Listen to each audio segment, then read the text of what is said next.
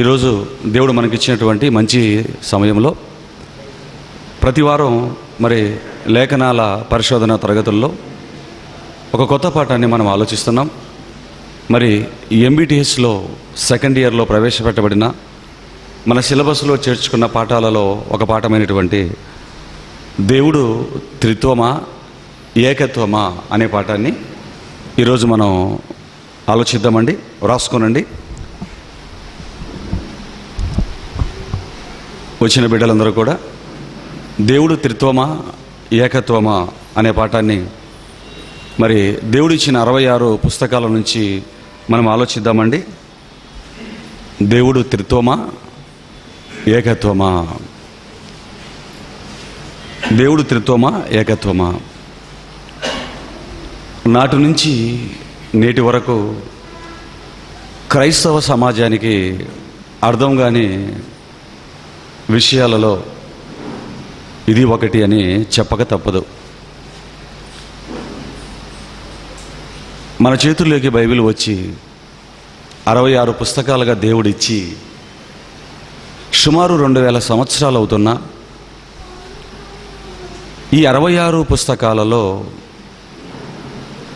మనిషికి వచ్చే ప్రతి ప్రశ్నకి దేవుడు సమాధానం వ్రాయించిన మనిషి బైబిల్ని పరిశోధించక తెలుసుకోకపోవటం వలన ఈ ప్రశ్నగానే మిగిలిపోయింది. దేవుడు త్రిత్వమా ఏకత్వమా అన్న ప్రశ్న ఇప్పటిది కాదండి. ఇప్పుడు నేను వేస్తున్న ప్రశ్న ఇది ఎంత మాత్రం కాదు దేవుని పిల్లలారా. వందల వేల సంవత్సరాలుగా క్రైస్తవ సమాజంలో ఉన్నటువంటి ప్రశ్న.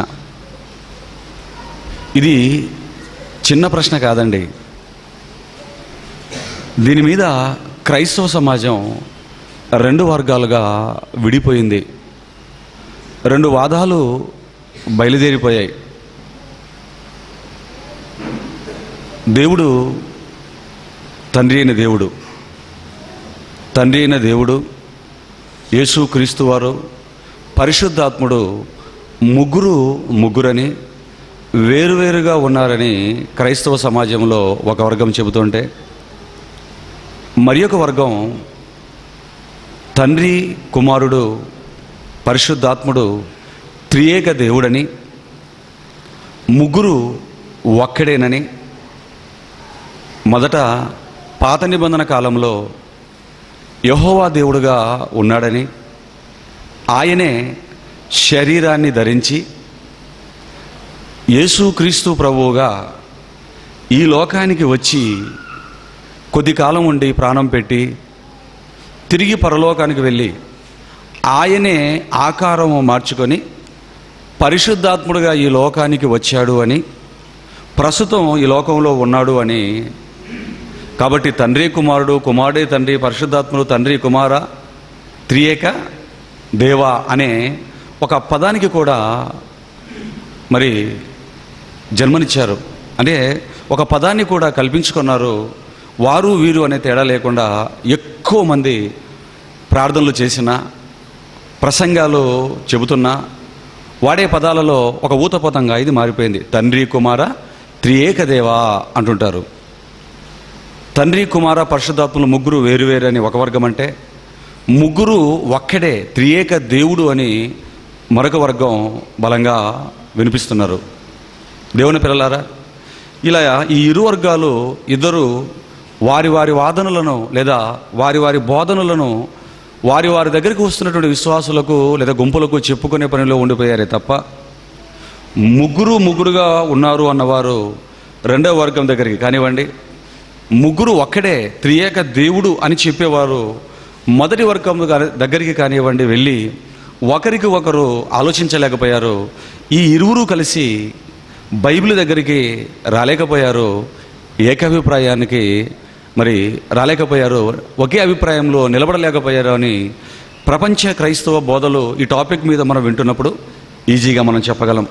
ఆలోచించండి. మరొక మంచి మాట చెప్పమంటారా?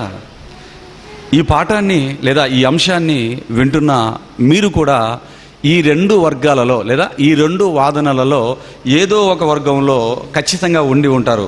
అవునంటారా కాదంటారా మీరు ఆలోచించండి. ఉంటే ముగ్గురుగా ఉన్నారన్న వాదనలోనైనా మీరు ఉండి ఉంటారు, లేదా తండ్రి కుమారుడు ముగ్గురు ఒక్కడే త్రియేక దేవుడు అన్నటువంటి వాదన లేదా వర్గంలోనైనా ఖచ్చితంగా మీరు ఉండి ఉంటారు.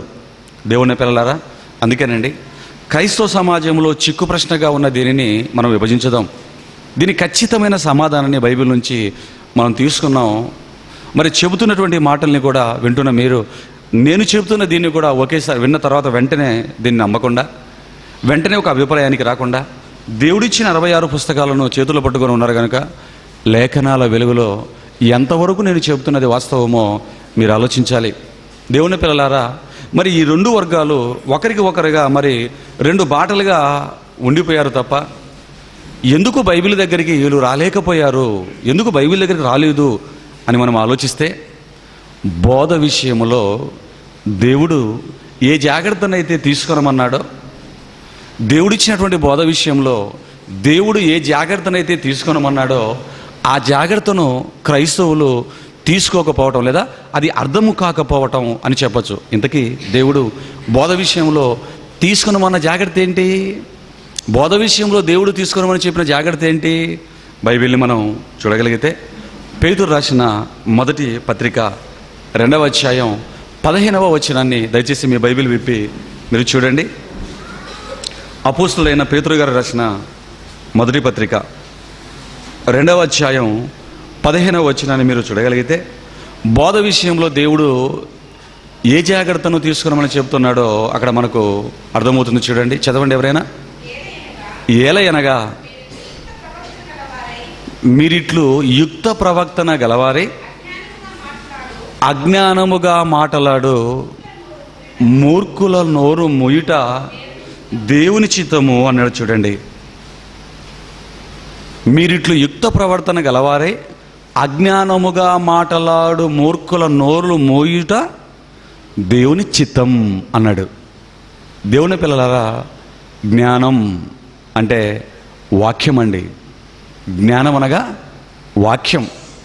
అంటే అజ్ఞానముగా మాట్లాడు మూర్ఖుల నోర్లు మోయుట దేవుని చిత్తం అంటున్నాడంటే జ్ఞానం అంటే వాక్యమైతే, అంటే వాక్యానికి వ్యతిరేకముగా ఎవరైతే మాట్లాడుతున్నారో అలా మాట్లాడే వారి నోర్లను దేవుడు ఏం చేయమని చెప్తున్నాడు మనకి ఇక్కడ? వారి నోర్లు మూయించాలి అన్నాడు. ఎందుకు ఇంత కఠినముగా దేవుడు ఈ మాట చెప్తున్నాడంటే, మనకు కఠినముగా అనిపించిన ఇంత కఠినమైనటువంటి మాటలను దేవుడు ఎందుకు చెబుతున్నాడు అంటే, దేవుని పిల్లలారా, అజ్ఞానముగా మాట్లాడుతున్న వ్యక్తుల్ని నోరు మూయించకుండా అలాగే ఉంచామనుకోండి, వాడి మెదడులో ఉన్నటువంటి అజ్ఞానాన్ని అనేకులకు ప్రకటించటం మాత్రమే కాకుండా, తన దృష్టికి తానే జ్ఞాని అని అనుకోవటం మాత్రమే కాకుండా, వాడి మెదడులో ఉన్న అజ్ఞానాన్ని అనేకులకి వాడు ప్రకటించి వాడు చెబుతున్నదే జ్ఞానం అనుకొని దానినే స్థాపించటానికి వాడు పూనుకుంటాడు. మరొక మాట కూడా మీకు తెలుసు, ఒక సామెత ఉంది తెలుగులో, తా చెడ్డ కోతి వనమెల్లా చెరుస్తుంది అని. ఈ అజ్ఞానముగా మాట్లాడుతున్న వారిని మనం అలాగే విడిచిపెడితే వాడు అనేకులను అజ్ఞానులుగా మార్చే అవకాశం ఉంది గనక దేవుడు ఈ మాట మనకు చెప్తున్నాడండి.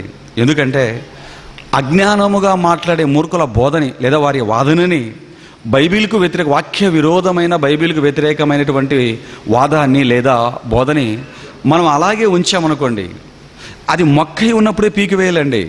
మొక్కై ఉన్నప్పుడే పీకివేయకుండా దానిని మనం అలాగే ఉంచామనుకోండి, అది ఏమవుతుందంటే మరి మొలక మొక్కై, మొక్క మాను మహావృక్షమై, మరి ప్రపంచంలో ఎవరూ పీకివేయలేనంతగా అది పాతుకుపోతుందండి. అందుకే దేవుడు ఏం చెబుతున్నాడంటే, అజ్ఞానముగా మాట్లాడు మూర్ఖుల నోర్లు మీరు మోయించండి. మొలకగా ఉన్నప్పుడే కూకటి వేలతో దాన్ని పెకిలించి వేయండి అన్నాడు. ఎందుకంటే మొలకగా ఉన్నప్పుడు దాన్ని ఈజీగా మనం తీసివేయగలం. మొలకని ఖాళీ బొటను వెరులుతోనైనా అలాగ మనం రాకేస్తే అది వెంటనే లేకుండా పోతుంది. కానీ అది ఊడలు తన్ని మహావృక్షం అయిపోయింది అనుకోండి, అది ఒక మహావృక్షంగా రూపాంతరం చెందిందనుకోండి, దానిని పీకివేయటం చాలా చాలా కష్టమండి. అందుకే దేవుడి జాగ్రత్తని చెప్తాడు.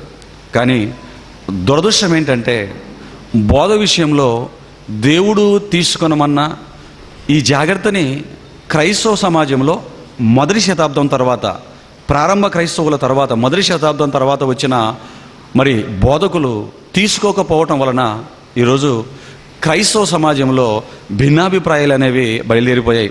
బైబిల్లో బోధ ఒక్కటే ఉన్నా, దేవుడి బోధ ఒక్కటిగానే బైబిల్లో ఉన్నప్పటికీ ఈరోజు అధికారికంగా ఒకప్పుడు 3,000 ఉండేవి, కానీ ఇప్పుడు 30,000 శాఖలుగా బోధలుగా క్రైస్తవ సమాజం మారిపోయిందంటే మీరు ఆలోచించండి. దేవుడు తీసుకున్న మన జాగ్రత్తని మరి క్రైస్తవ సమాజం తీసుకోకపోవటం. దేవుని పిల్లలారా, అందుకేనండి కనీసం ఇప్పటికైనా మొదటి శతాబ్దం తర్వాత ప్రారంభమైనటువంటి ఈ అబద్ధ బోధని, ఈ అంశంలో నెలకొన్నటువంటి భిన్నమైన మాటలని ఇప్పటికైనా మరి మనం వాక్యంతో కూకటి వెళ్ళతో దీన్ని పెగిలించి వేద్దాం. ఆలోచించండి దేవుని పిల్లలారా. అలాగే మరి బోధను గురించి దేవుడు చెప్పిన ఈ జాగ్రత్తను క్రైస్తవ సమాజం తీసుకోకపోవటం వలన ఈరోజు 2 రకాలైనటువంటి మాటలు ఈ విషయంలో వినపడుతున్నాయి. తండ్రి కుమార పరిశుద్ధాత్మలు ముగ్గురు అని కొందరు, ముగ్గురు ఒక్కడే త్రియేక దేవుడని కొందరు మరి మాట్లాడడం మనం వింటున్నాం. మరి ఈ రెండింటిలో, ఈ 2 వాదనలలో ఏది రైట్ అన్న దానిని దేవుడిచ్చినటువంటి వాక్య వెలుగులో మనం చూసుకుంటూ రూఢిపరచుకుంటూ, రెండవ దానిని మరి జ్ఞానానికి భిన్నమైన అజ్ఞానపు బోధను కూకటి వెళ్ళతో మరి మనం దేవుడిచ్చినటువంటి బైబిల్ గ్రంథపు వెలుగులో మనం పీకివేద్దాం. ఆలోచించండి దేవుని పిల్లలారా, ఆలోచిద్దాం. ఎందుకంటే ఈరోజు ఈ అంశం విషయంలో కాదు, ఏ అంశం విషయంలోనైనా భిన్నాభిప్రాయాలు ఎందుకు క్రైస్తవ సమాజం మధ్యకి వచ్చాయి? ఎందుకు 2 విధాలైనటువంటి బోధనలో క్రైస్తవ సమాజం రకరకాలుగా విడిపోయింది అంటే బైబిల్కి దేవుడు పెట్టిన క్రమం, బైబిల్ని దేవుడిచ్చిన క్రమం క్రైస్తవ సమాజానికి అర్థము కాకపోవటమే అని చెప్పక తప్పదు. ఎందుకంటే దేవుని పిల్లలారా, ఎందుకంటే దేవుడు బైబిల్కి ఒక క్రమం ఇచ్చాడన్న సంగతి క్రైస్తవ సమాజానికి అర్థం కావటం లేదండి. ఈలోపు ఒక మంచి మాటను చెప్పి మీకు ముందుకెళ్తాను. ఎందుకంటే తండ్రి కుమార పరిశుద్ధాత్మలు ముగ్గురుగా ఉన్నవారు చెప్తున్న మాటలు కొన్ని అయితే, మరి తండ్రి కుమార త్రియేక దేవుడు అని చెబుతున్నవారు వారి వాదనను బలపరుచుకోవడానికి కొన్ని ఉదాహరణలు, ఎగ్జాంపుల్స్ ఇచ్చారు. వాస్తవానికి 66 పుస్తకాలలో త్రియేక లేదా త్రియేక దేవుడు అనే పదం లేదండి. మరలా చెప్తున్నాను, వింటున్నా రాసుకుంటున్నా మీరు కూడా జాగ్రత్తగా ఆలోచించండి. దేవుడిచ్చిన 66 పుస్తకాలలో త్రియేక దేవుడు అనే పదం కానీ త్రియేక అనే పదాలు బైబిల్లో మనకి ఎక్కడ కనబడవు. మరి కనబడకపోయినా దీని గురించి మనవారు తండ్రి కుమార త్రియేక దేవుడు ఒక్కడే మరి ముగ్గురుగా ఉన్నాడు అనే వాదనను వినిపించేవారు కొన్ని ఉదాహరణలు చెప్పారు. మరి వారు ఏం చెప్పారంటే బైబిల్లో వాటికి రెఫరెన్స్లు సరిగ్గా చూపించకపోయినా, బైబిల్లో ఈ పదాలను చూపించకపోయినా వారు ఏం చూపించారు, ఏం చెప్పారు వారు చెబుతున్న దానికి ఉదాహరణలు అంటే, మరి ఒక ఐసు గడ్డను వారు ఉదాహరణగా చెప్తున్నారు. ఐసు గడ్డ, ఐసు మరి గడ్డగా ఉన్నప్పుడు ఎలా ఉంటుందండి? అది మనకు కంటికి కనిపించేదిగా తెల్లగా ఉంటుంది. ఐసు గడ్డ తండ్రి అయిన దేవుడు యెహోవా దేవుడు అన్నారు. ఐసు కరిగిందనుకోండి, ఐసు ఏ రూపంలో ఉంటుంది? కరిగిన తర్వాత ద్రవ రూపంలోకి మారిపోతుంది, అంటే నీరుగా ఉంటుంది. ఆ నీరే యేసుక్రీస్తు ప్రభువుల వారు అన్నారు. ద్రవ రూపంలోకి వచ్చినటువంటి ఈ నీరు కొంత సమయానికి ఏమైపోతుంది? ఆవిరైపోతుంది. ఆ ఆవిరే లేదా ఆ నీటిని మనం పొయ్యి మీద పెట్టి వేడి చేస్తే ఆవిరిగా మారిపోతుంది. ఆ ఆవిరే మరి పరిశుద్ధాత్ముడు అన్నారు. అంటే తండ్రి కుమార పరిశుద్ధాత్మలు ఒక ఐసుగడ్డలాగా ఉన్నారు అని చెప్పి ఐసుగడ్డను ఉదాహరణగా చూపించిన వారు కొందరైతే, మరికొందరు ఏమన్నారంటే, మరి ఈ మధ్యకాలంలో దేవుని గురించిన జ్ఞానం, పరిశుద్ధ దేవుని గురించిన జ్ఞానం అని ఒక ఆయన హైదరాబాద్లో ఉండే ఆయన ఒక పుస్తకం రాశాడు, దేవుడు రాయమన్నాడు అని. ఆ పుస్తకంలో ఆయన ఏం రాశాడంటే, నేను రాస్తూ అందులో ఏం రాశాడంటే, మరి పరిశుద్ధాత్మ తండ్రి కుమార పరిశుద్ధాత్మలు గురించి మాట్లాడుతూ ముగ్గురు ఒక్కడే త్రియేక దేవుడే అని మాట్లాడుతూ ఆయన ఏం చేశాడంటే, మరి బత్తాపండు గురించిన ఎగ్జాంపుల్ తీసుకున్నాడు. బత్తాపండు మరి కాయగా ఉన్నప్పుడు ఎలాగుంటుంది? బత్తాపండును ఒక కాయని కాయలు అంటామా, కాయ అంటామా? కాయ అంటాం. కానీ ఆ బత్తాయి పండును ఒలిచామనుకోండి, ఒకటే కాయ, లోన ఉప్పులు ఎన్ని ఉంటాయి?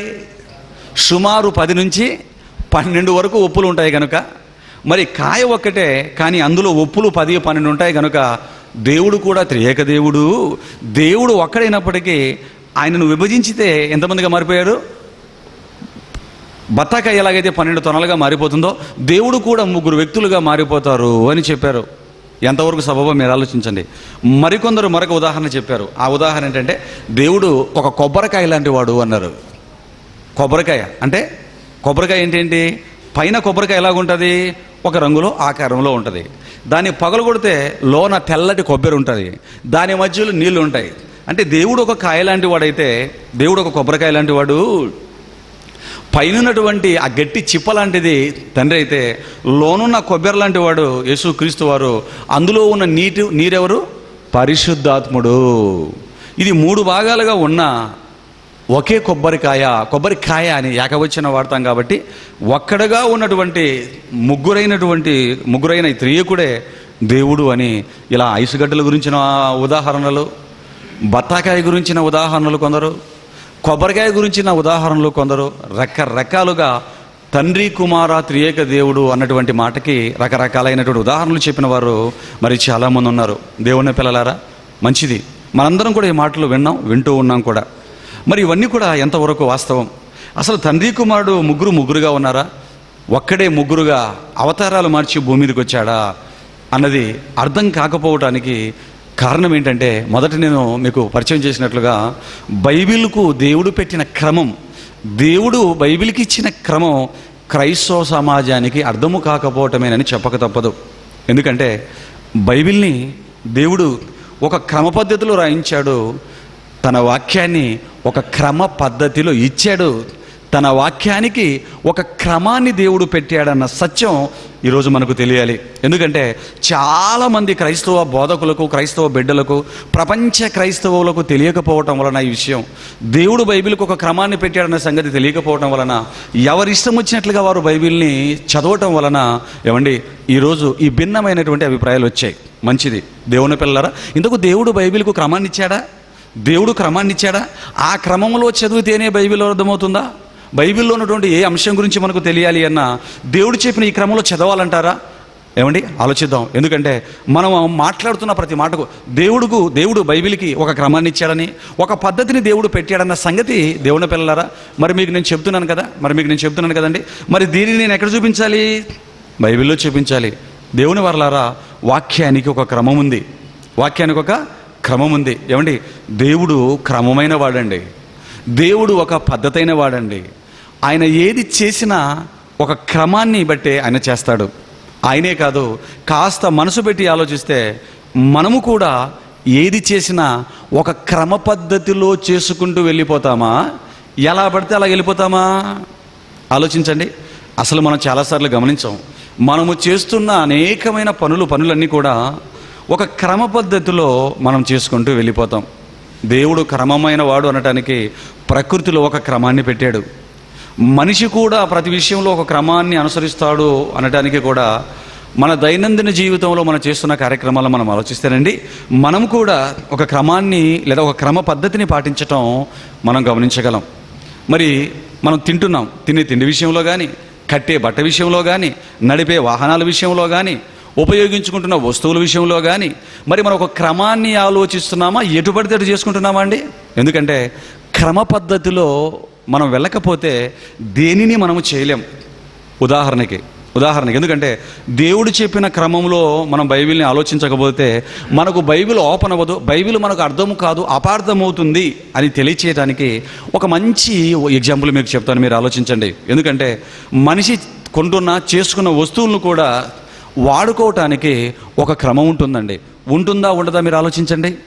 ఉదాహరణకి ఒక టీవీని మనము చూడాలి అంటే దాన్ని చూడటానికి లేదా దాన్ని ఆన్ చేసుకోవటానికి ఒక క్రమం ఉందంటారా లేదంటారా? టీవీని చూడాలి అంటే ఇంట్లో టీవీ తెచ్చిపెట్టుకొని దాని ముందు కూర్చొని రిమోట్ నొక్కితే టీవీ ఆన్ అవుతుందండి? బొమ్మ వస్తుందండి? రాదు. టీవీలో బొమ్మ రావటానికి, టీవీలో బొమ్మను మనం చూడటానికి దానికంటూ ఒక క్రమం ఉందండి. ఏంటా క్రమం? టీవీని తెచ్చిపెట్టుకొని మరి టీవీకి సంబంధించిన ప్లగ్ ఆ స్టెబిలైజర్లో పెట్టి స్టెబిలైజర్కు ఉన్న ప్లగ్ ఆ కరెంటు స్విచ్ బోర్డులో పెట్టి స్విచ్ ఆన్ చేయాలి. అంతేనండి. ఎందుకంటే టీవీలో కరెంట్ రావాలి కదా. ఏమండి ఆ కరెంటు ప్లగ్లో ఈ టీవీకి సంబంధించిన ప్లగ్ పెట్టి స్విచ్ ఆన్ చేసి మనం టీవీ ముందు కూర్చుంటే టీవీ మనకు వస్తుందండి? రాదండి. అలా నొక్కినా కూడా రాదు. మరేం చేయాలి? ఆ టీవీ ప్లగ్ని ఆ కరెంటుకు సంబంధించినటువంటి ఆ ప్లగ్లో దాంట్లో పెట్టేసి టీవీ వైర్ని ఆ కరెంటు ప్లగ్లో పెట్టేసి స్విచ్ ఆన్ చేస్తే అప్పుడు దాంట్లో కరెంట్ వస్తుంది. ఆ తర్వాత ఏం చేస్తాం? టీవీలోకి కరెంట్ వచ్చినా నీ చేతిలో ఉన్న రిమోట్ను నొక్కకపోతే అది ఆన్ అవ్వదు టీవీ. చూసారా? రిమోట్ను కరెంట్ మన చేతిలో ఉన్న రిమోట్లో రెడ్ కలర్ బటన్ నొక్కేస్తే అప్పుడు టీవీలోకి కరెంట్ వచ్చేస్తుందండి. ఏంటి టీవీలోకి కరెంట్ వచ్చేసిన తర్వాత బొమ్మ వస్తుందా? నువ్వు ప్లగ్ పెట్టేసినా, స్టెబిలైజర్ పెట్టేసినా, రిమోట్ నొక్కినా దానికి వెనకాతల ఆ డిష్ అంటాడు చూడండి, కేబుల్ అంటాడు, కేబుల్ వైర్ లేదనుకోండి మనకి టీవీ వస్తుందా? రాదు. చూడండి, అంటే ఒక టీవీని చూడాలంటే ఒక క్రమం ఉంది.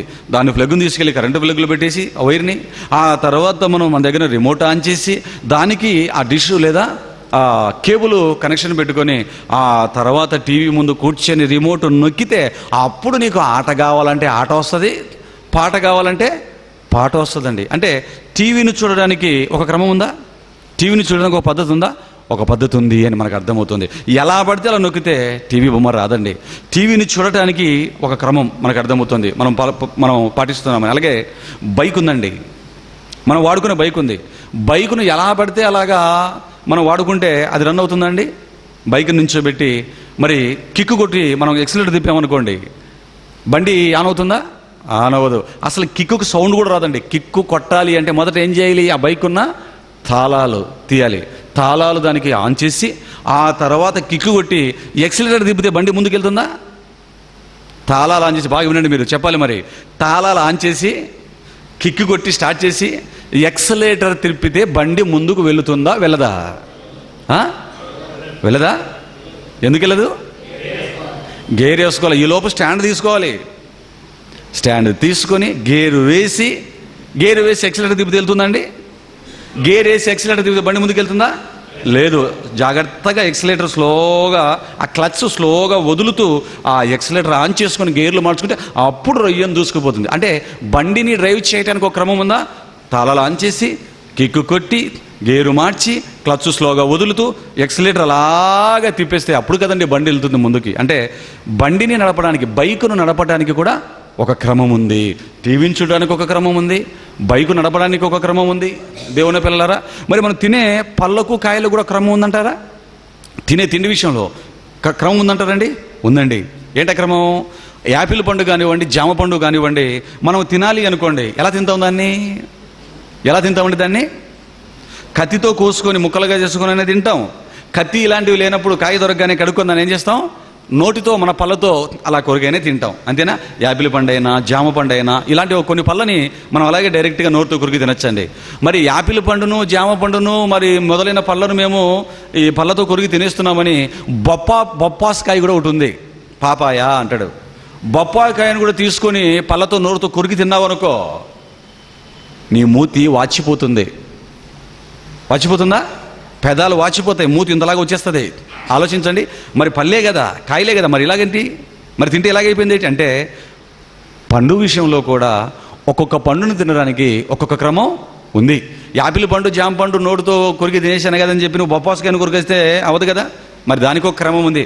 దానిపైన మరి ఆ ఉన్నటువంటి తోలును తీసేసి కట్ చేసేసి డైరెక్ట్గా తినేయడం కూడా తినేయడానికి కాదు, మధ్యలో కొన్ని నల్లటి విత్తనాలు ఉంటాయి. ఆ పసుపు పచ్చటి ఎర్రటి భాగంలో ఆ నల్లటి విత్తనాలను తీసివేసి ఆ తర్వాత తినాలి. ఇది బొప్పాయికాయ తినడానికి ఉన్న క్రమం. ఆ తర్వాత పనసపండు, దానికొక క్రమం. మరొకపండు, దానికొక క్రమం. ఉందంటారా క్రమాలు? ఉందండి దేవుని పిల్లలారా. అంటే తింటున్న పళ్ళ విషయంలో కూడా, అంటే పళ్ళను తినటానికి కూడా మనం ఒక క్రమ పద్ధతిలో ఒక క్రమాన్ని అనుసరించి తింటాం. అలాగే భోంచేసేటప్పుడు తిండి కూడా అంతేనండి. భోజనాన్ని కూడా ఒక క్రమ పద్ధతిలో మనం ముగిస్తాం. మొదట భోజనాన్ని ఎలా చేస్తాం? మొదట పెరుగన్నం తినేసి ఆ తర్వాత రసం వేసేసుకొని ఆ తర్వాత పప్పు వేసేసుకొని ఇలా తింటామండి భోజనాన్ని. ఎలా తింటాడు భోజనాన్ని? మొదట పప్పు వేసుకుంటాడు, తాలింపు నంచుకుంటాడు, ఆ తర్వాత రసం వేసుకుంటాడు, ఆ తర్వాత పెరుగు వేసుకుంటాడు, భోజనాన్ని ముగించేస్తాడు. అంటే భోజనం చేయడానికి ఒక క్రమం ఉందా?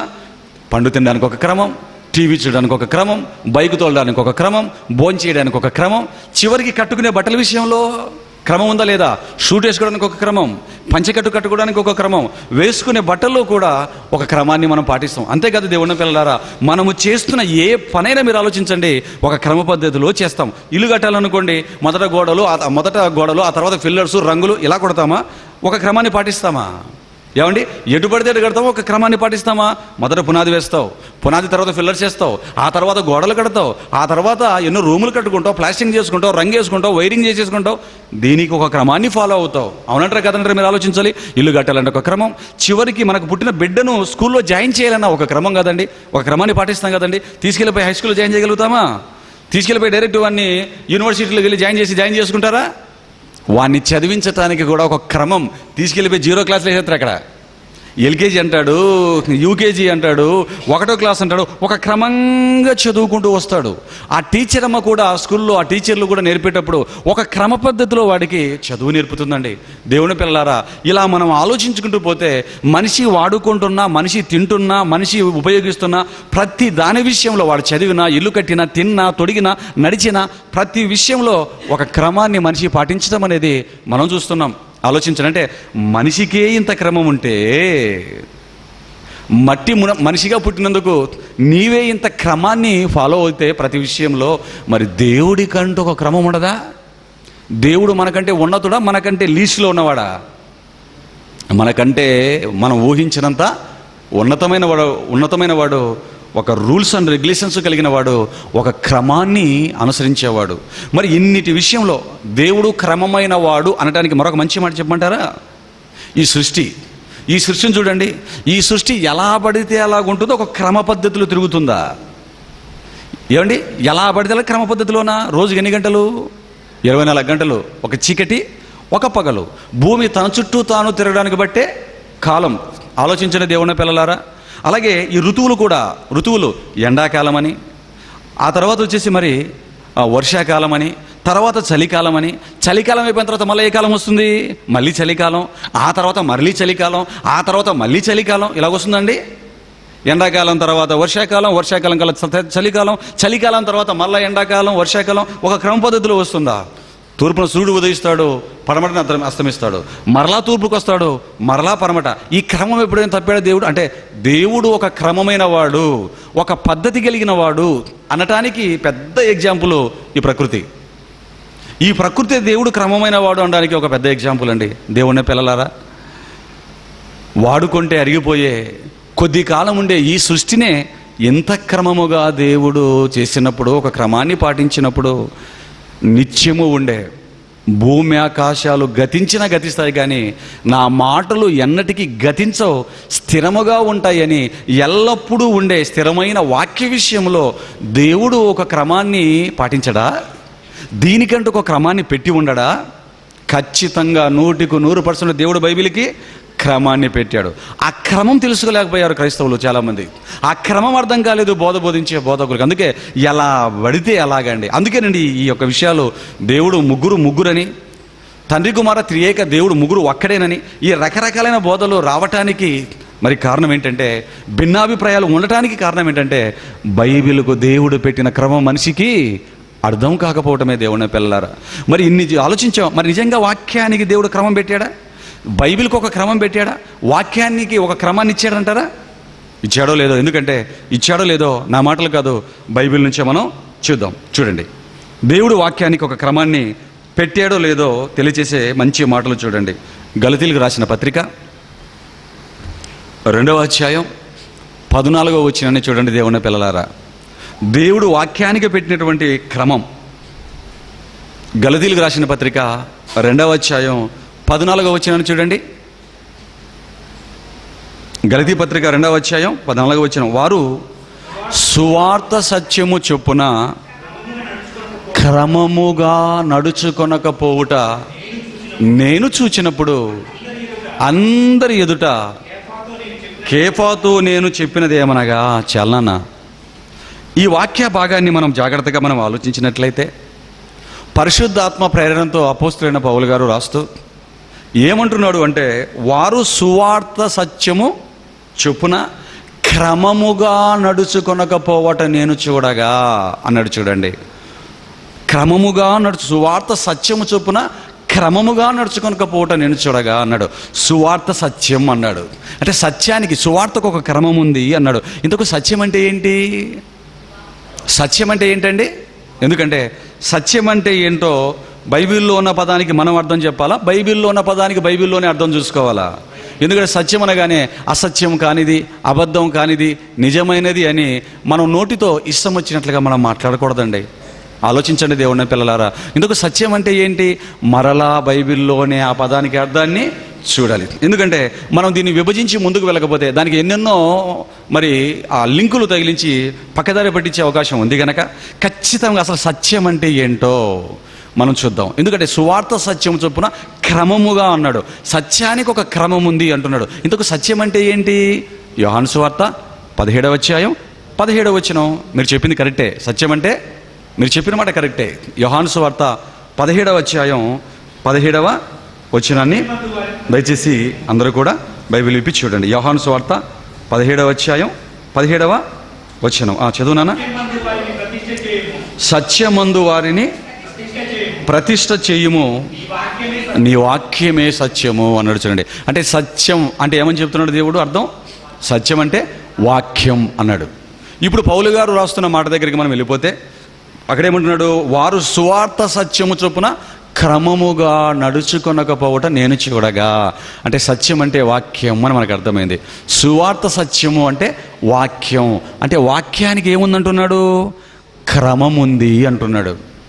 మరి ఆ క్రమం ప్రకారం వారు నడుచుకోలేదు అంటున్నాడు. అంటే దేవుని పిల్లలారా, ఈ వాక్యాన్ని బట్టి మనకు అర్థమవుతున్నది ఏంటంటే సత్యానికి, సువార్త కంటే వాక్యానికి ఒక క్రమం ఉంది. ఆ క్రమం ప్రకారమే మనం నడుచుకోవాలి అని చెప్తున్నాడు. మంచిది. మరొక మాట చూడండి, మరొక మాట. రోమీలకు రాసిన పత్రిక 6వ అధ్యాయం 17వ వచనాన్ని చూడండి దేవుని పిల్లలారా. అపోస్తలుడైన పౌలు రోమీలకు రాసిన పత్రిక, రోమా సంఘానికి రాసిన పత్రిక 6వ అధ్యాయం 17వ వచనాన్ని కూడా దయచేసి మీ బైబిల్ విప్పి చూడండి. అక్కడ కూడా ఏమంటున్నాడు చూడండి మహానుభావుడు. రోమీలకు రాసిన పత్రిక 6:17. మీరు పాపమునకు దాసులయుంటిరి, కానీ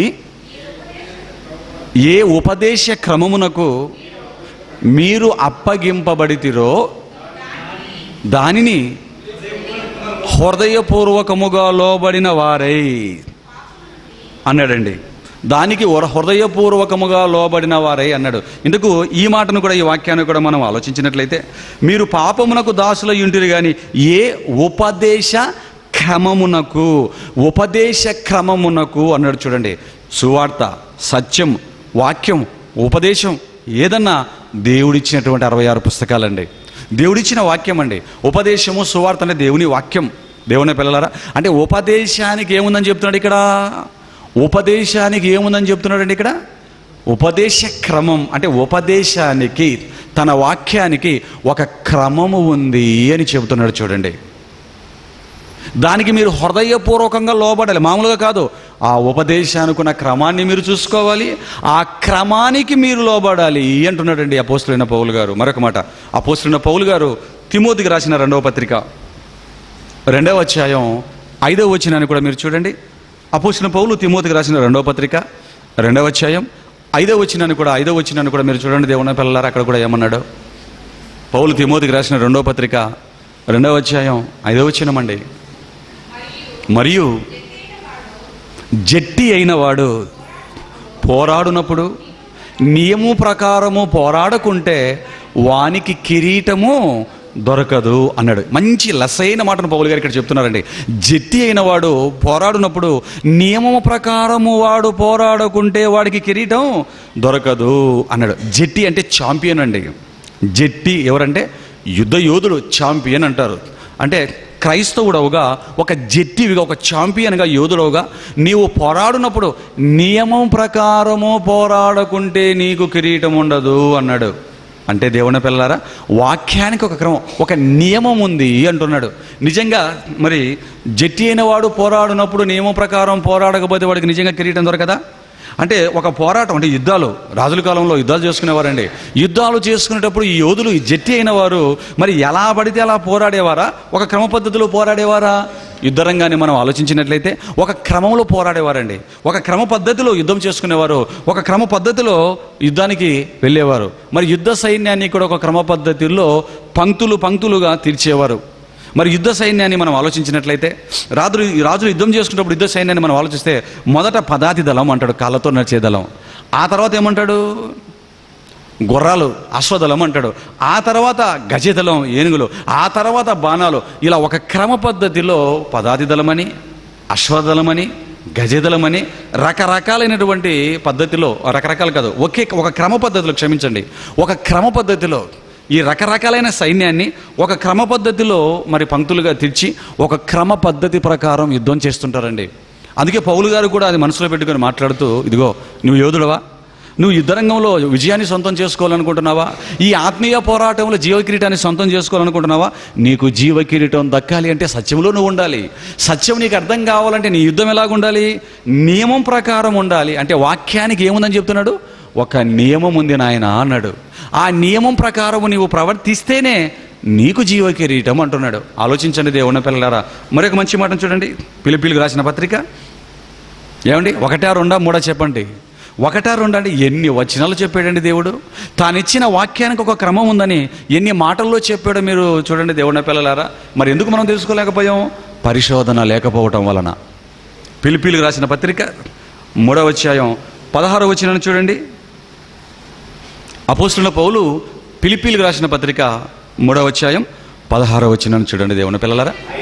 అయినను ఇప్పటి వరకు మనకు లభించిన దానిని బట్టియే క్రమముగా నడుచుకుందాము. అండలించింది ఆ మాటని. ఇప్పటి వరకు మనకు లభించిన దానిని బట్టియే క్రమముగా నడుచుకుందాము అన్నాడు. ఇంతకు పౌలు గారికి ఆ రోజు ఉన్నటువంటి మొదటి ప్రారంభ సంఘానికి ఏం లభించింది అని మనం ఆలోచిస్తే వాక్యం అండి. సర్వసత్యం వస్తూ ఉన్నప్పుడు చెప్పబడిన మాటలండి.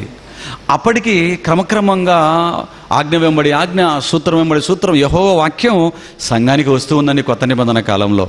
అలా వస్తున్నప్పుడు ఈ పత్రిక రాసేటప్పటికి పౌలు గారి దగ్గర అంత జ్ఞానం లేదు, సర్వసత్యం లేదు, వస్తూ ఉంది. జ్ఞానాన్ని చేత పట్టుకున్నాడు. అప్పటికున్న మరి అసంపూర్ణమైనటువంటి చిన్న చిన్న జ్ఞానాన్ని చేత పట్టుకొని ఆయన ఏమంటున్నాడంటే, ఇదిగో ఇప్పటి వరకు మనకు లభించిన దానిని బట్టియే క్రమముగా, అంటే వాక్యాన్ని ఎలా నడుచుకోవాలని చెప్తున్నాడు, వాక్యాన్ని ఎలా ఆలోచించాలని చెప్తున్నాడు, వాక్యాన్ని ఎలా చదవాలి, అర్థం చేసుకోవాలని చెప్తున్నాడు పౌలు గారు. మనకు లభించిన దానిని బట్టి, ఈ వాక్యానికి బట్టి క్రమముగా నడుచుకుందాము అన్నాడు. దేవుని పిల్లలారా, క్రైస్తవ బిడ్డలారా, ఆలోచించండి. ఈ మాటలన్నీ కూడా మనం ఆలోచిస్తున్నప్పుడు వాక్యానికి ఒక క్రమం ఉందని, ఆ క్రమములో మనం వెళ్ళాలి అని, ఆ క్రమ పద్ధతిలో నడుచుకున్నప్పుడే దేవుడి వాక్యం మనకు అర్థమవుతుందని ఈ మాటలను బట్టి మనకు అర్థమైందండి. అంతేనండి. క్రమం తప్పిస్తే మనకు అర్థం కాదు. తినవలసిన రీతిలో పండును తినకపోతే ఎలాగైతే మనకు మూతులు వాచిపోతాయో, దేవుడిచ్చిన క్రమములో దేవుని వాక్యాన్ని మనం ఆలోచించకపోతే మూతులు వాయటం కాదు, ఆత్మలో పాతాళ గుండానికి వెళ్ళిపోతాయి. మనం వెళ్ళిపోవటం కాకుండా మన వాక్యాన్ని వింటున్న అనేకమైన క్రైస్తవ అమాయకులైన క్రైస్తవ బిడ్డలను నిత్యాగ్నిగుండంబాలు చేసినటువంటి క్రమంలో మనము నిలబడిపోక తప్పదు. దేవుని పిల్లలారా, ఆలోచించండి. అంటే వాక్యానికి ఒక క్రమం ఉంది. ఈ క్రమంలో ఆలోచిస్తేనే మనకు వాక్యం అర్థమవుతుంది అని పరిశుద్ధ లేఖనాలను బట్టి మనకు అర్థమైంది. దేవుని పిల్లలారా, ఇక వాక్యం అర్థం కావాలంటే ఒకటి, వాక్యానికి ఉన్న క్రమం తెలియడం ప్రధానమైనదైతే, రెండవ స్టెప్ ఏంటో తెలుసా? రెండవ మాట ఏంటో తెలుసా? దేవుడు చెప్పింది వాక్యాన్ని విభజించటం మనకు రావాలి. వాక్యాన్ని విభజించటం, సరిగా విభజించటం వాక్యాన్ని మనకు రావాలి. బైబిల్ క్రమం తెలియకపోయినా మనకు బైబిల్ అపార్థమైపోతుంది. రెండవది, వాక్యాన్ని విభజించే పద్ధతి మనకు తెలియకపోయినా వాక్యం అపార్థమవుతుంది. ఇంతకు వాక్యాన్ని దేవుడు విభజించుకొని అర్థం చేసుకోనమన్నాడా? ఉందా బైబిల్ ఎక్కడైనా? వాక్యాన్ని విభజించుకొని అర్థం చేసుకోమని బైబిల్ ఎక్కడైనా ఉందా? ఉంది. చూడండి, తిమోతికి రాసిన పత్రిక, 2వ పత్రిక 2వ అధ్యాయం 15వ వచనాన్ని చూడండి. ప్రపంచ క్రైస్తవ సమాజానికి అర్థం కాదు. ఎందుకంటే ఎటుపడితే వాక్యాన్ని బోధించడానికి కారణం ఏంటంటే వాక్య క్రమం, వాక్య విభజన మనిషికి అర్థం కాకపోవటం. అందుకనండి అడుగు వేసుకుంటూ దేవుడిచ్చిన వాక్యంలో మనం ముందుకు వెళ్ళిపోదాం. తిమోతికి రాసిన 2వ పత్రిక 2వ అధ్యాయం 15వ వచనాన్ని చూడండి.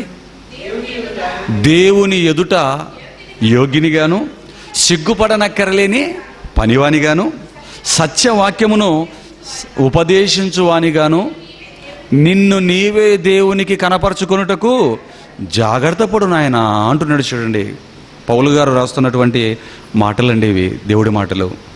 ఈ మాటను మనం జాగ్రత్తగా మనం ఆలోచిస్తానండి. అపోస్తులైన పౌలు గారు పరిశుద్ధాత్మ ప్రేరణతో ఈ మాటలను రాస్తూ ఏమంటున్నాడు అంటే, దేవుని వాక్యము చెప్పే వ్యక్తికి ఒక యోగ్యత కావాలి అన్నాడు. ఆ యోగ్యత ఉంటేనే దేవుడి ఎదుట సిగ్గుపరచబడము అన్నాడు. ఇంతకు దేవుని వాక్యాన్ని బోధించే బోధకుడికి ఉండవలసిన యోగ్యత ఏంటి యోగ్యత? మరలా ఆ మాటను మనం చూడగలిగితే, దేవుని ఎదుట యోగ్యునిగాను, సిగ్గుపడనక్కరలేని పనివానిగాను. ఎప్పుడు నువ్వు దేవుని ఎదుట యోగ్యునిగా, సిగ్గుపడనక్కర్లేని పనివానిగా ఉంటావంటే వాక్యాన్ని సరిగా ఉపదేశించువానిగాను అన్నాడు. చూడండి, ఏంటి సరిగా ఉపదేశించువానిగా? సరిగా ఉపదేశించు అనే దగ్గర పుట్నోట్ ఏమైనా వేసాడా? చిన్న అంకేమైనా వేసాడా? వేశాడు. వేసి కిందికి రాగానే ఏమన్నాడు? సరిగా విభజించువానిగాను అన్నాడు. చూడండి, సరిగా విభజించువానిగాను, సరిగా ఉపదేశించువానిగాను దగ్గర పుట్ట సంఖ్య ఎంత వేసాడు? 1, 2, 3, 4 3 వేసి ఆ కిందన 3 ఆ కిందన ఏమిచ్చాడు చూడండి, సరిగా విభజించువానిగాను అంటాడండి. దేవుని పిల్లలారా, ఆ మాటను మనం చదివితే దేవుని ఎదుట యోగ్యునిగాను, సిగ్గుపడనక్కర్లేని పనివానిగాను, సత్యవాక్యమును సరిగా విభజించాలి అంటున్నాడు. మరి ఇంగ్లీష్ బైబిల్ అయితే ఏముంటుందంటే రైట్లీ డివైడింగ్ అంటాడు. రైట్లీ డివైడింగ్ అంటే ఏంటో తెలుసా అండి? ఖచ్చితంగా దానిని విభజించుకోనాయన అని అర్థం. రైట్లీ డివైడింగ్ అంటాడండి. తెలుగులో అయితే మనకు అర్థమయ్యే భాషలో సరిగా విభజించువానిగాను అన్నాడు. ఏమంటే ఈ మాటలు చదువుతున్నప్పుడు ఒక ప్రశ్న మీకు రావాలి. ఏంటది? సరిగా విభజించుకోవానిగా అన్నాడంటే వాక్యాన్ని మనల్నే దేవుడు విభజించుకోమంటున్నాడంటే దేవుడు వాక్యాన్ని విభజించి ఇవ్వలేదా? విభజించి ఇవ్వలేదండి. ఒక ముడి పదార్థంగా మన చేతికిచ్చాడు. దేవుడు వాక్యాన్ని విభజించి ఇవ్వలేదు. ఎందుకంటే దేవుడు త్రితోమ ఏకతోమ టైటిల్ పెట్టి దానికి సంబంధించిన మాటలు పారాగ్రాఫులుగా రాయించటం, పరిశుద్ధాత్ముడు ఎవరు ఈయన గురించి పారాగ్రాఫ్లు, పరలోకం దాని గురించిన పారాగ్రాఫ్లు అలా రాయించలేదండి. 66 పుస్తకాలని దేవుడు ముడి పదార్థంగా మనకిచ్చాడు. దీనిని నీవే వెతుక్కోనాయనా అన్నాడు. దీన్ని సరిగా నీవే విభజించుకో అని మన యోగ్యతను కనపరుచుకోవటానికి దేవుడు బైబిల్ని ఇలాగిచ్చాడండి. అంటే వాక్యాన్ని దేవుడు మనలే విభజించుకోమంటున్నాడు. ఆయన విభజించలేదు. నేను ఇచ్చాను ముడి పదార్థాన్ని, ఇదిగో విభజించుకొని వాడుకో అన్నాడు. ప్రకృతిని కూడా అంతే, ఈ భూమిని కూడా అంతే, సృష్టిని కూడా అంతే. భూమిని ఇచ్చాడు. భూమిలో బంగారు ఉంది, వెండి ఉంది, ప్లాస్టిక్ ఉంది, ఇనుము ఉంది, బట్టలు ఉన్నాయి, అన్ని భూమిలో ఉన్నాయి. మనం అన్నీ తీసుకొని విభజించుకొని మనం వాడుకుంటున్నాం. ఇది బాగా అర్థమైంది మనిషికి. మరి వాక్యానికి ఉన్న వాక్య విభజన అర్థం కాలేదండి. అందుకేనండి సరిగా విభజించువానిగాను అన్నాడు. విభజించాలండి. ఆ విభజించడం కూడా ఎలా విభజించమంటున్నాడు? సరిగా, రైట్లీ డివైడింగ్ అన్నాడు. చూడండి, ఇది తెలియకపోయినా మనకు బైబిల్ అర్థమవుతుంది. వాక్యాన్ని విభజించాలి. ఏమండి, విభజన అంటే ఒక మంచి మాట చెప్పి నేను ముందుకు వెళ్తాను. విభజన అనగానే ఏంటో తెలుసా అండి? మొన్ననే జనాభా లెక్కల్ని మన భారతదేశం లెక్కించింది. జనాభా లెక్కలను ఆయా ప్రాంతాల నుంచి అనేక మంది డిపార్ట్మెంట్లో పంపించారు. ఆ జనాభా లెక్కలను మీరు నైనా మాకు పంపండి అని ప్రభుత్వం ఆదేశించినప్పుడు అధికారులు ఇదిగో భారతీయులందరూ కూడా 120 కోట్ల మంది ఉన్నారు అని జనాభా లెక్క పంపింది అనుకోండి, ఒప్పుకుంటుందా గవర్నమెంట్? జనాభాను లెక్కలు చూడమని చెబితే నువ్వు ఊరికే 120 కోట్ల మందిని పంపించావా? అది సరైన లెక్క కాదంటారు. ఎందుకంటే అసలు ఇందులో మగవాళ్ళు ఎంతమంది, ఆడవాళ్ళు ఎంతమంది, పట్టణంలో ఉన్న వాళ్ళు ఎంతమంది, పల్లె ప్రాంతాల్లో ఉన్న వాళ్ళు ఎంతమంది, దారిద్ర్య రేఖకు దిగున ఉన్న వాళ్ళు ఎంతమంది, దారిద్ర్య రేఖలో ఉన్న వాళ్ళు ఎంతమంది, అప్పులో ఉన్న వాళ్ళు ఎంతమంది, ఇవన్నీ ఇది కదండి విభజన అంటే. దేవుని పిల్లలు మీరు ఆలోచించండి. అలాగే విభజన అనగానే మన స్త్రీలు కూడా బ్యాగ్ తీసుకొని కూరగాయలకు వెళ్తుంటారు. కూరగాయలకు వెళ్ళిపోయినప్పుడు ఆ మార్కెట్లో కూరగాయలు కొన్నప్పుడు సపరేట్గా ఆ బ్యాగుల్లో సపరేట్ చేసుకుంటారా? అన్నీ కలిపి చేసుకుంటారా? ఆ బుట్టల్లో కూరగాయలకు వెళ్ళినప్పుడు కాకరకాయలు, కీకరకాయలు, బెండకాయలు మొత్తం అన్నీ కూడా కలిపి ఆ బ్యాగులో వేసుకుంటారు. ఇంటికి వచ్చిన తర్వాత ఆ తెచ్చిన వాటిని ఒక దగ్గర పెట్టి ఏదైనా కూర చేయాలనుకుంటే వాటిలో కొన్ని తీసుకుని కూర చేస్తారా? తెచ్చిన వాటిని మరలా పక్కకు జాతి ప్రకారం పక్కకు తీస్తారా? అన్నీ కలిపి తీసుకుంటారు మార్కెట్లో. ఇంటికి వచ్చిన తర్వాత ఏం చేస్తారు? ఆకుపచ్చ ఉన్నవన్నీ, ఆకుపచ్చ రంగులో ఉన్నవని ఒక పక్క, రెడ్ కలర్లో ఉన్నవని ఒక పక్క, పొట్టిగా ఉన్నవని ఒక పక్క, ఇలా తీస్తారండి? ఇలా పెడతారా? వేటికి వాటికి బెండకాయలని ఒక పక్క, కాకరకాయలు ఒక పక్క, పచ్చిమిర్చి ఒక పక్క, ఇలా పెడతారా? ఆకుపచ్చ అన్నీ ఒక పక్కన పెట్టరు, ఆకుపచ్చ రంగులో ఒక పక్కన పెట్టరండి.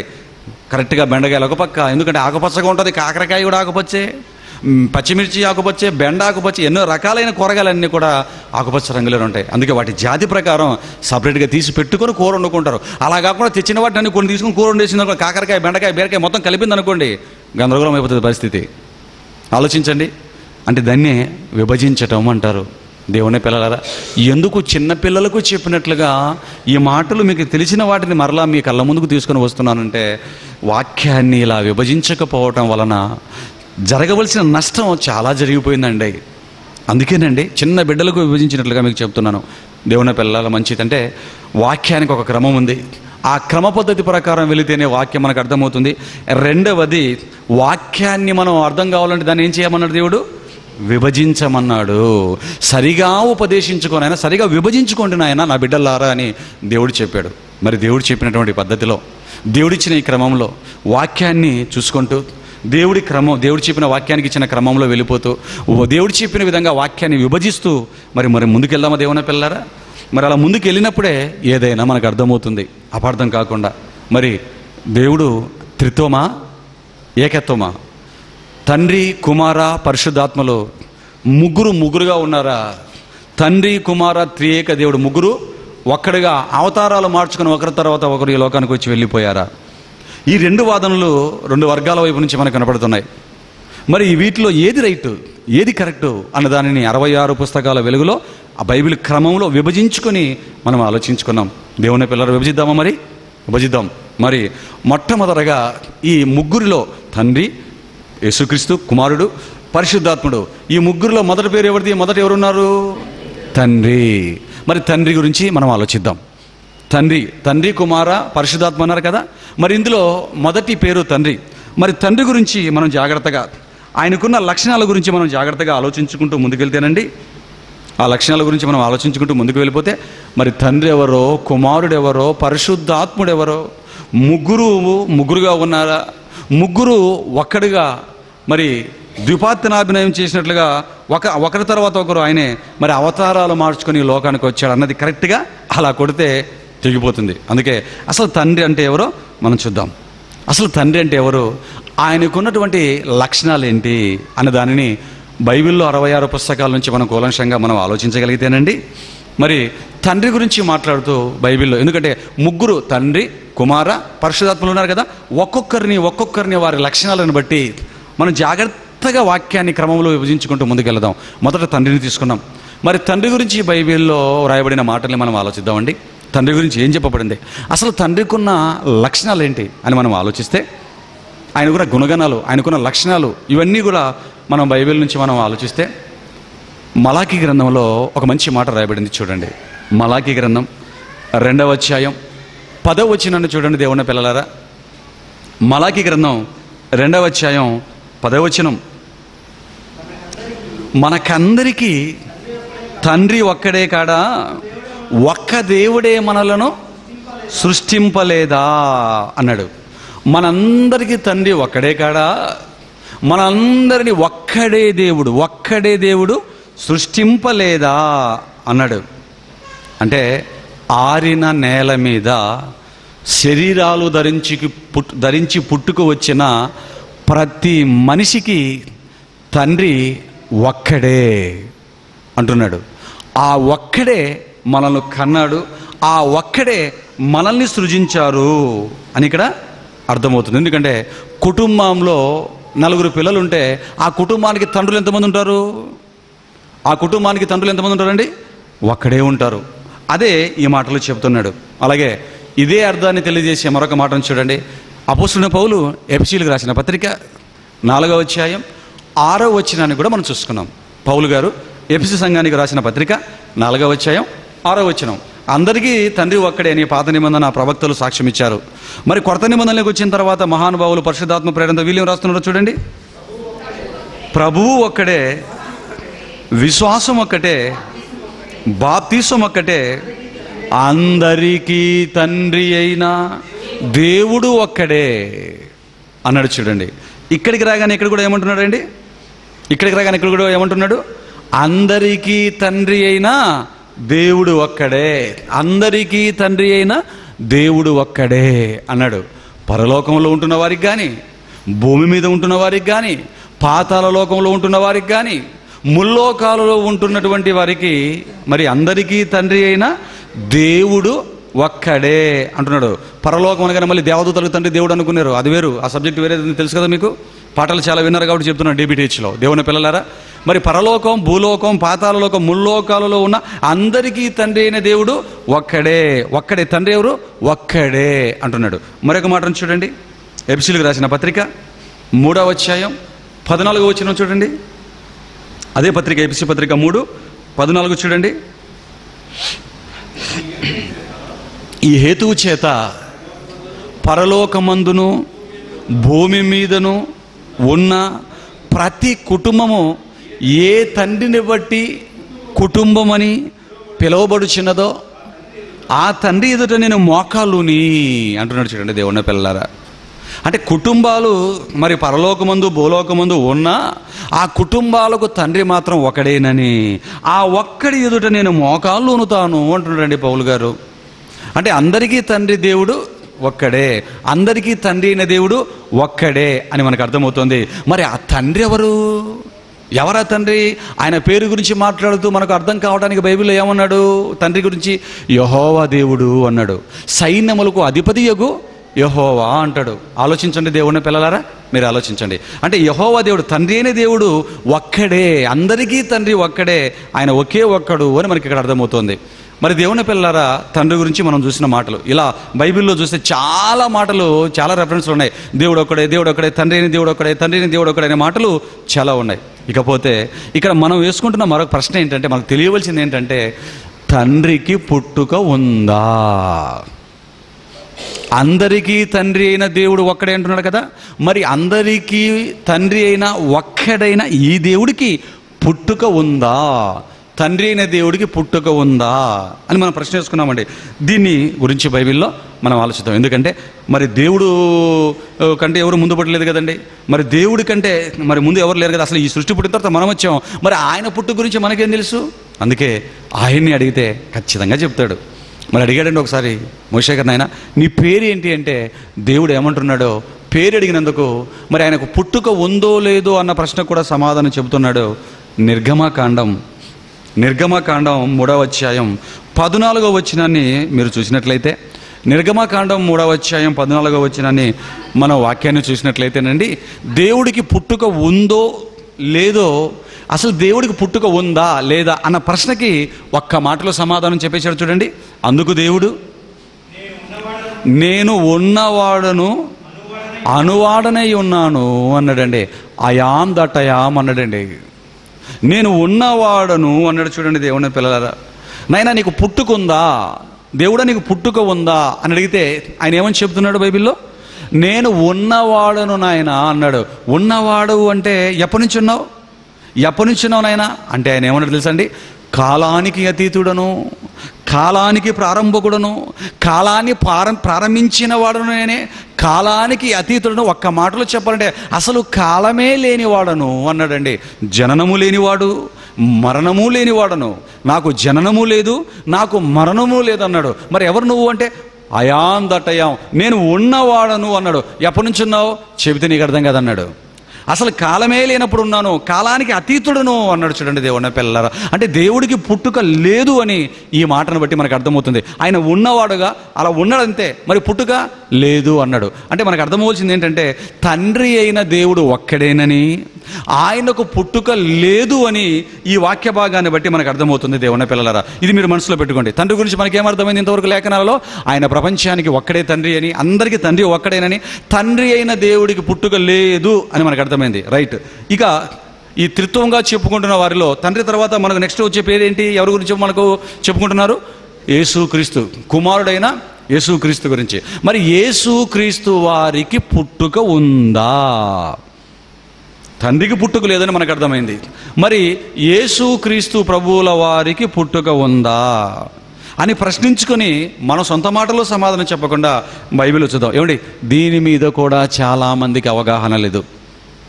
దీని మీద కూడా క్రైస్తవ సమాజంలో బోధకులకు ముఖ్యంగా అవగాహన లేదు. ఎందుకంటే యేసుక్రీస్తుకు పుట్టుక లేదు, ఆయన కూడా పుట్టినవాడు కాదు, ఆయనకి అసలు జన్మమే లేదు, ఆయన పుట్టలేదు అని మాట్లాడుతున్న వాళ్ళు ఉన్నారు. తిరుపతిలో కూడా నేను రాసిన దేవుడు త్రిత్వమా ఏకత్వం పుస్తకం పట్టుకొని ఒక 5-6 మంది పాస్టర్లు నా దగ్గరికి వచ్చారు, వాదించారు, తర్వాత ఒప్పుకొని వెళ్ళిపోయారు. వాళ్ళు అసలు లేదు యేసుక్రీస్తుకు పుట్టుకన్నారు. మరి తండ్రికి పుట్టుక లేదని మనకు అర్థమైంది. మరి యేసుక్రీస్తుకు పుట్టుక ఉందా లేదా? ఇది కూడా లేఖనాలు చూద్దామా దేవుని పిల్లలారా? సామెతల గ్రంథం 8వ అధ్యాయం, సామెతల గ్రంథం 8వ అధ్యాయం 23వ వచనం నుంచి. సామెతల గ్రంథం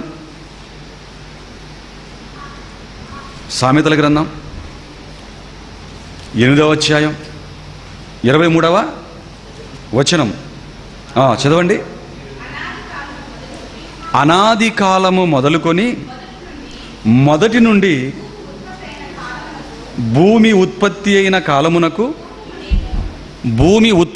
కాలమునకు పూర్వము నేను నియమింపబడి తిని ప్రవాహ జలములు, అంటే యేసుక్రీస్తు వారు ఎప్పుడు నియమింపబడ్డారో, ఎప్పుడు పుట్టాడో చెప్తాడు. జాగ్రత్తగా మనసు పెట్టి చదవండి.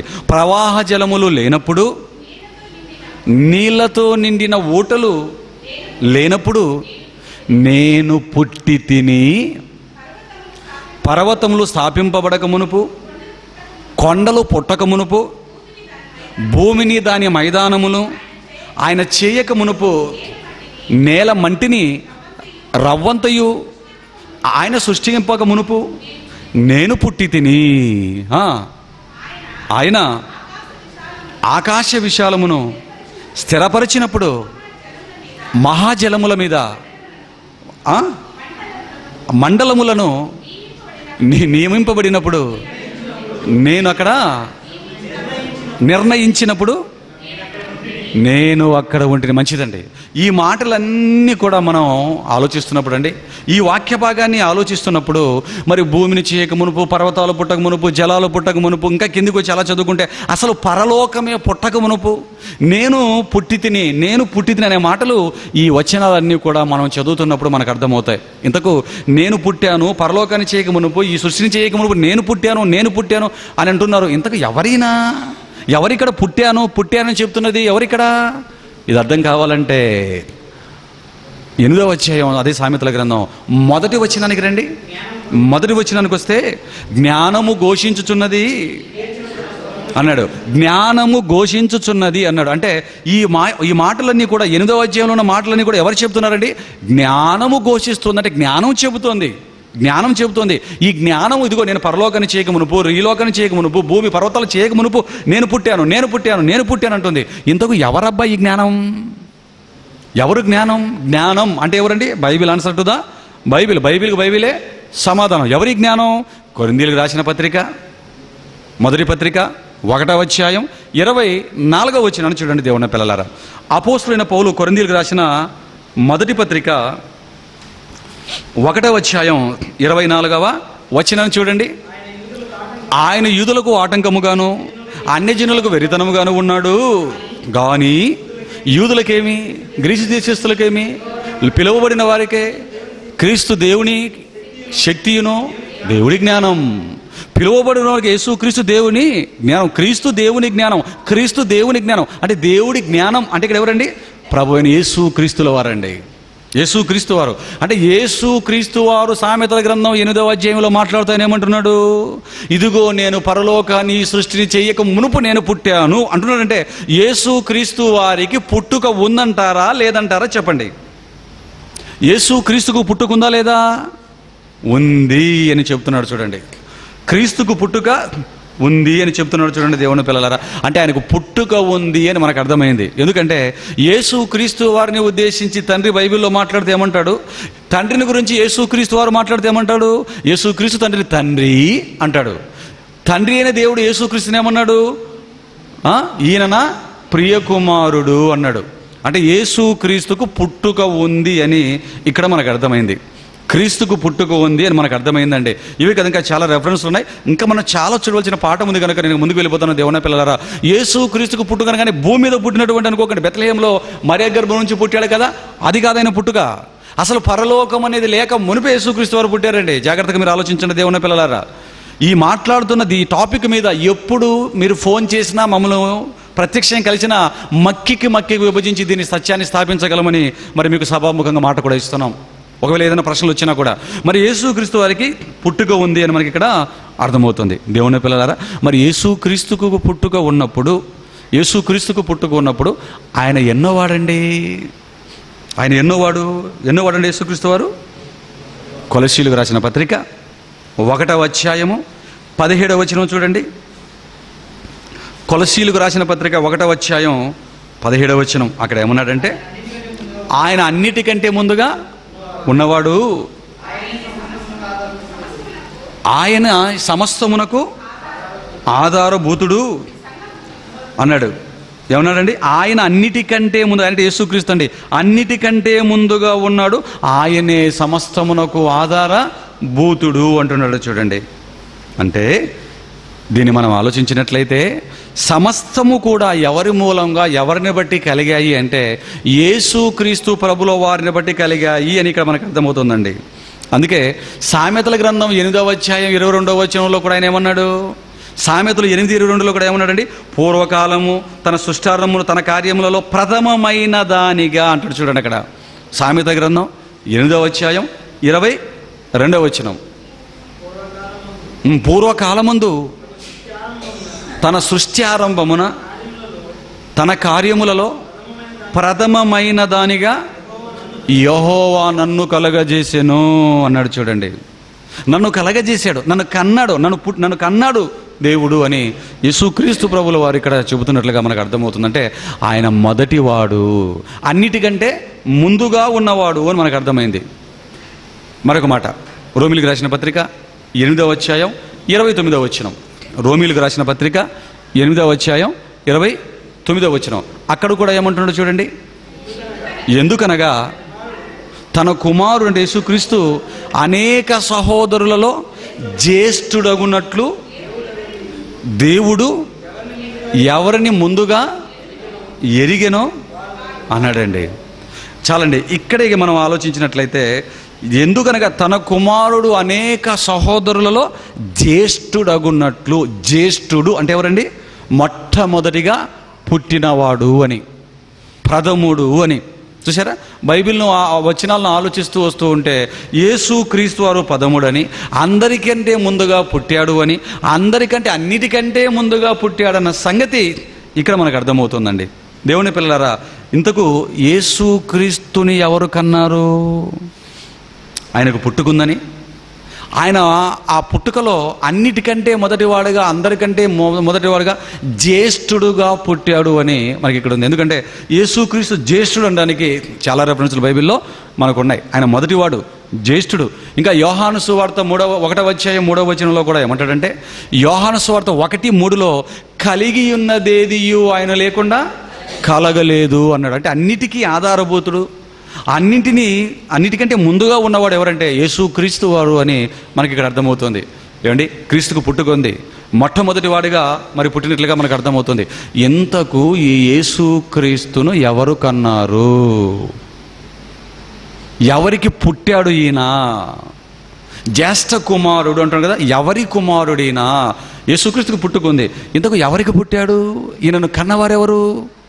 మరలా బైబిల్ని మనం ఆలోచిద్దాం. చూడండి, హెబ్రీయులకు రాసిన పత్రిక 1వ అధ్యాయము 5వ వచనం.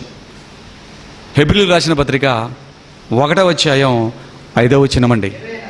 ఎలయనగా నీవు నా కుమారుడవు, నేడు నేను నిన్ను కనియున్నాను అనియు, ఇదియుగాక నేను ఆయనకు అంటే యేసుక్రీస్తుకు తండ్రి అయి ఉండునని, ఆయన నాకు కుమారుడై ఉండుననియు ఆ దూతలతో ఎవరితోనైనా ఎప్పుడైనాను చెప్పానా అన్నాడు.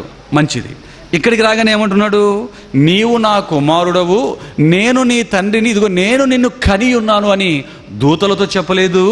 మరి ఎవరితో చెప్పాడు ఈ మాటలు తండ్రి అయిన యెహోవా దేవుడు అని ఆ వాక్య భాగాన్ని కిందికి మనం పైనుంచి కిందికి ఆలోచిస్తే యేసు క్రీస్తు గురించి చెబుతున్నట్లుగా మనకు అర్థమవుతుంది. ఆయన భూమి మీదకి ఆది సంభూతిని మరలా రప్పించినప్పుడు దేవదూతలు కూడా సాష్టాంగ నమస్కారం చెయ్యాలని దేవదూతలతో చెప్పినట్లుగా ఆ వాక్య భాగంలో మనకు కనబడుతుంది. దేవుని పిల్లలారా, ఇందుకు మరి ఇవన్నీ దేవదూతలతో చెప్పలేదు, మరి ఎవరితో చెప్తున్నాడు? నీవు నా కుమారుడవు, నేను నిన్ను కని ఉన్నాను, నేను నీ తండ్రిని అని. తండ్రి ఇక్కడ ఎవరితో చెప్తున్నాడండి? యేసు క్రీస్తు ప్రభుల వారితో చెప్తున్నాడు. కీర్తనల గ్రంథం 2వ అధ్యాయం 7వ వచనాన్ని చూడండి. కీర్తనల గ్రంథం 2వ అధ్యాయం 7వ వచనం. యెహోవా లెమ్ము, నా దేవా నన్ను రక్షింపుము, నా శత్రువులందరినీ దవడ ఎముక మీద కొట్టువాడవు నీవే. కీర్తనల గ్రంథం 2వ అధ్యాయం 7వ వచనం. కీర్తనల గ్రంథం 2వ అధ్యాయం 7వ వచనం. నాన్న తప్పు చదువుతున్నావు. కట్టడను నేను వివరించెదను, యెహోవా నాకు ఇలాగు సెలవిచ్చెను, నీవు నా కుమారుడవు, నేడు నేను నిన్ను కని ఉన్నాను. రెఫరెన్స్లు ఖచ్చితంగా చదవండి. దేవుని పిల్లలారా, ఈ వాక్య భాగాన్ని కూడా మనం ఆలోచించినట్లయితే యేసు క్రీస్తు ప్రభువుల గారి గురించి పరిశుద్ధాత్మ ప్రేరణతో రాయబడిన మాట అండి ఇది. యేసు క్రీస్తు ప్రభు గురించి ఏం చెప్తున్నాడు? ఇదిగోనైనా నీవు నా కుమారుడవు, నేడు నేను నిన్ను కన్నాను అంటున్నాడు. అంటే యేసు క్రీస్తుకు పుట్టుక ఉంది, మరి యేసు క్రీస్తును కన్నాను అని ఎవరు చెప్తున్నారు ఇక్కడ? తండ్రి అయిన దేవుడు చెబుతున్నాడు. హెబ్రీయులకు రాసిన పత్రిక 5వ అధ్యాయం 5వ వచనాన్ని కూడా చూడండి. హెబ్రీయులకు రాసిన పత్రిక 5వ అధ్యాయం 5వ వచనం.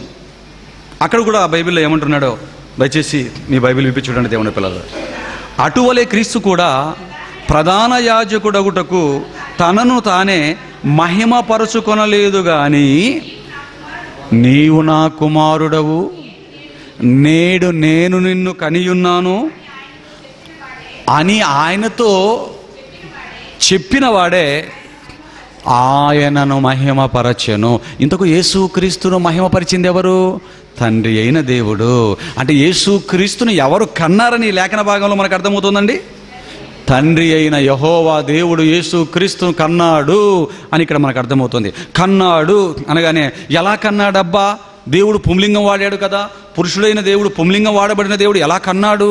కనడం అనగానే మనకేమో గుర్తుకొస్తాయి? స్త్రీ పురుషుల కలయిక, తల్లి గర్భం ధరించడం, కనటం, ఇవి గుర్తుకొస్తాయి. ఇది శరీరాలు కనటానికి దేవుడు పెట్టిన ప్రాసెస్. కానీ ఆత్మలు కనటానికి ఇలాగ గర్భాలు రావాల్సిన అవసరత లేదు. కనటం అంటే దేవుడు తనలో నుంచి బయటికి రావటమే. తల్లిలో నుంచి మనం బయటికి రావటాన్ని ఏమంటున్నాం? పుట్టటం, కనటం అంటున్నాం. మరి దేవుడిలోంచి యేసు క్రీస్తు బయటికి రావటం, తండ్రి తనలోంచి యేసు క్రీస్తును భాగంగా బయటికి తీయటమే కనటం అని బైబిల్ పరిభాషను బట్టి మనకు అర్థమవుతుంది. దేవుని పిల్లలారా, ఇక్కడ వచ్చేసి శరీర కార్యక్రమాల్లో మనసులో పెట్టుకొని, శరీర కనటలు మనసులో పెట్టుకొని ఎలా కన్నాడు? దేవుడికి గడిపోతుందా? దేవుడు ఎలా కంటాడు? అసలు ఎలా కనింటాడు? మరి ఏది బైబిల్లో అని పిచ్చి పిచ్చి మాటలు మనం మాట్లాడకూడదు. ఇక్కడ ఆత్మలను కన్నాడు. ఆదాము వల్ల ఎలా కన్నాడు? మనల్ని కూడా కన్నాడు అన్నాడా? మనల్ని కన్నాడు. ఎలా కన్నాడు అంటే ఆడవాళ్ళ కడుపును కూడా కాదండి, ఆత్మలను కన్నాడు. దేవుని తనలో నుంచి జీవవాయువును ఆదాము యొక్క నాసికారంధ్రములలో ఊదగా అన్నాడు. చూడండి, తనలో నుంచి బయటికి తీయటమే ఆత్మ అయిన దేవుడు కనటం. ఆలోచించండి దేవుని పిల్లలారా. మరి యేసు క్రీస్తును కూడా కన్నవాడు ఒకరు ఉన్నాడు. ఆయనే తండ్రి అయిన యెహోవా దేవుడు. బైబిల్లో ఉన్నటువంటి తండ్రి అయిన యెహోవా దేవుడు అన్న సంగతి ఇక్కడ మనకు అర్థమవుతుంది.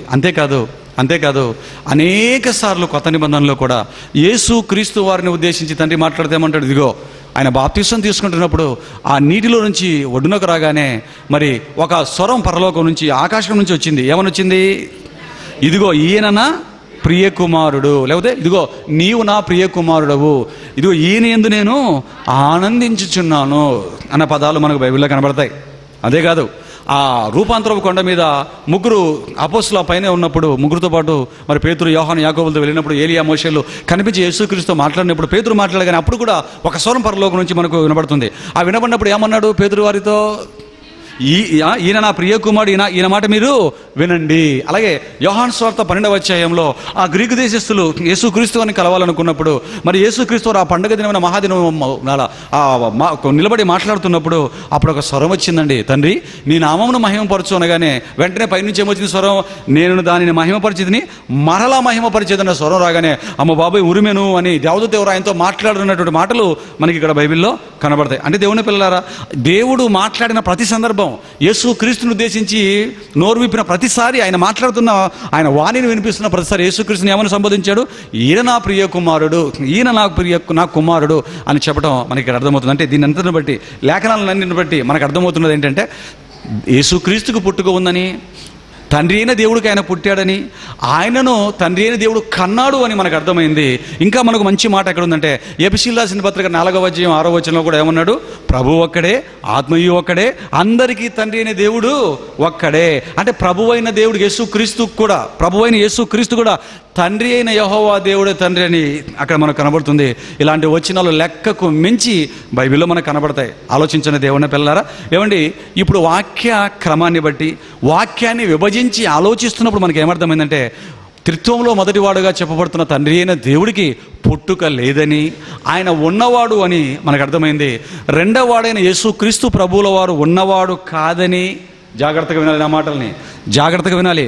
ఉన్నవాడు కాడని, కనగా వచ్చిన వాడని, ఆయనకు పుట్టుక ఉందని, ఆయనను కన్నవాడు తండ్రి అయిన దేవుడు అని మనకి ఇక్కడ అర్థమవుతుంది. అలాగే ఆ కనటం కూడా సృష్టారంభంలో మొదటి వాడుగా, జ్యేష్ఠుడుగా, ప్రథముడుగా, అన్నిటికంటే ముందు తండ్రి అయిన దేవుడు యేసుక్రీస్తుకు జన్మనిచ్చాడు, కన్నాడు అన్న సంగతి ఇక్కడ మనకు అర్థమైంది. మరి త్రిత్వంలో మూడవ వ్యక్తిగా, మూడవ వాడుగా చెప్పబడుతున్న పేరు మరొకరు ఎవరండి?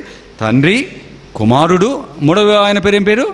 పరిశుద్ధాత్ముడు అంటున్నామండి. మరి పరిశుద్ధాత్ముడికి పుట్టుక ఉందా అని రాసుకోండి. తండ్రి అయిన దేవుని గురించి చూసాం, ఆయనకు పుట్టుక లేదు అని అర్థమైపోయింది. క్రీస్తుని గురించి ఆలోచించాం, లేఖనాల్లో ఆయనకు పుట్టుక ఉంది, కనగా వచ్చిన వాడు, ఆయనకు ప్రారంభం ఉంది, ముగింపు లేదు అని మనకు అర్థమైంది. మరి పరిశుద్ధాత్ముడు, ఇంకొక ఈయనెవరు? పరిశుద్ధాత్ముడు క్రైస్తవులకు బొత్తిగా అర్థము కానిది ఈయనే. క్రీస్తు గురించి అంతో ఇంతో అర్థమైంది గుడ్డులో మెల్లలాగా, తండ్రి గురించి అంతో ఇంతో అర్థమైంది, కానీ బొత్తిగా అర్థము కానిది ఎవరి గురించి అని మనం ఆలోచిస్తే క్రైస్తవ సమాజాన్ని, ఈ పరిశుద్ధాత్మ దేవుడి గురించి అర్థము కాలేదు అని చెప్పక తప్పదు. ఎందుకంటే